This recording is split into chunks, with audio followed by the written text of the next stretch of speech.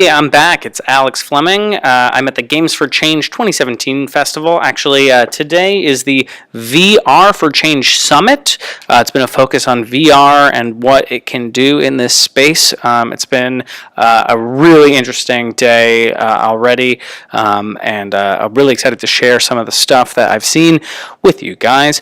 We had a couple of awesome keynotes, including the first keynote from Megan Smith, who spoke about two sort of really big issues. One about media representation, and the bias that media can have unconsciously to show a lot of male voices over female voices, especially when looking at history, and how VR can actually help us explore the hidden figures of history whose stories are not being shared as widely because VR is so good at sharing experiences, which was echoed very strongly by the second keynote, Dawn Leguens. I'm so sorry for how I pronounced your last name, Dawn. She spoke representing Planned Parenthood and how VR can be used to improve public health, public sexual health.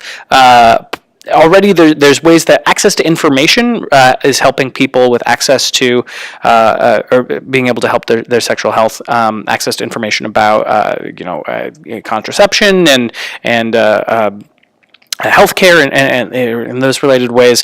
But some really interesting new things in that world were this VR experience that is called Across the Line, where you play a woman who is going to get an abortion, and you have to cross a line full of protesters, and these protesters are saying nasty, vicious things to you as you're going through, trying to get to the clinic. And she shared, Dawn shared some really interesting anecdotal stories of people who have done this.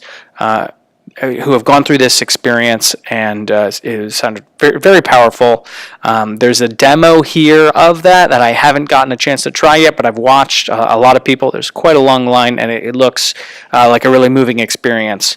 That's really been the theme of the day, is how VR can share experiences. One of the last panels that I went to was about the neuroscience of VR and why VR is good for science, because it has this property they call presence, which is the fact that it tricks your brain into thinking you're somewhere that you're not, right? And because VR is so good at presence, and getting better at presence, you can simulate a lot of things and then study it with neuroscience technology in a way that we just couldn't before. So you can transport people to all sorts of places and see how their brain reacts to it safely from a VR experience, which is very cool.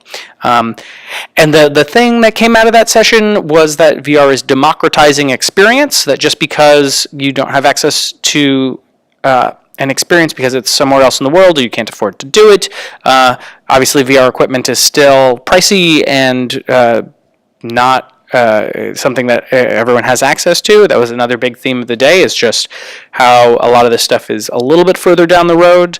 But there are some ways in which VR is becoming a lot more present and cheap in this modern world. And so one example of that, one of the other panels that I went to today was from the Global Nomads group, who spoke about students who created their own VR experiences using 360-degree cameras.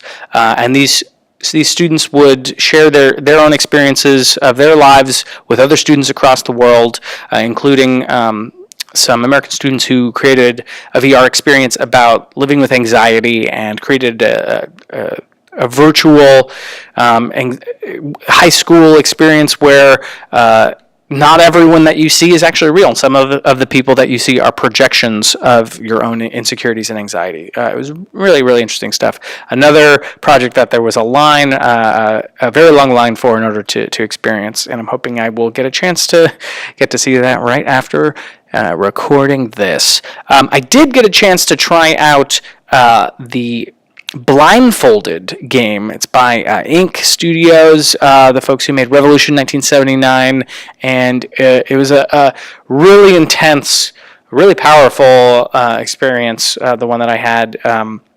you are it's set in the same historical context as Revolution 1979, so it's about this revolution in Iran. Go look up the history of it, but you're a person who has been captured and is being asked to confess to being a traitor for taking pictures of crimes of this of the revolutionary government, and the technology was really interesting just because all the inputs were from shaking your head or nodding. So someone would ask you questions. There was a little camera that would follow your head, and if you said no, then the story would progress accordingly. If you said yes, then your answer would be recorded, and so on and so forth. It was a really powerful. I think I said that already, but it was a really powerful experience, and it definitely has made me want to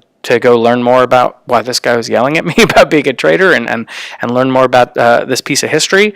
And I can see how being able to share personal experiences with the world can be very powerful and transformative. The last keynote speech that I saw was from Adam Gazzley. Again, so sorry about your names, everybody. But this keynote was about how VR could be used to improve cognition, to help with problems that people have, to help with mental conditions, and improve folks' cognition who might have learning disabilities or mental issues. Because experience is what shapes brain plasticity, right? The sort of the opposite of this is that you can have such a traumatic experience just by witnessing events that you have PTSD. On the other hand, what if social scientists, researchers were able to create experiences that were able to relieve trauma or help folks with emotional issues, or to help our brains develop in more powerful ways and help improve cognition in the future. So there's been a lot of really awesome future talk. I guess I did miss in that panel that I went to that was on the Global Nomad student group. There was a question that was about how do you share this stuff? This is a big concern. Not everyone has an $800 VR setup in their back room. Obviously, there's a big problem of equitable access for this.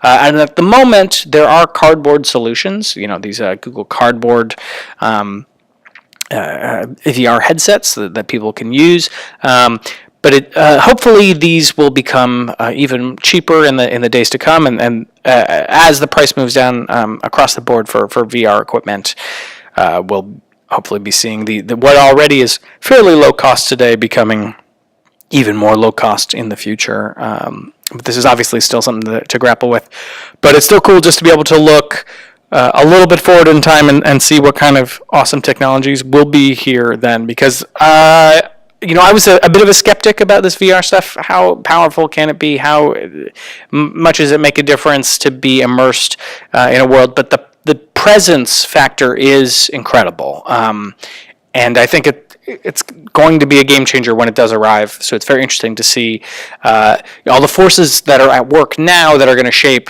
what does VR look like once it becomes much cheaper and more widely spread, and how's that going to play out. So it's been an awesome experience. Thank you for watching. If you've been watching these videos.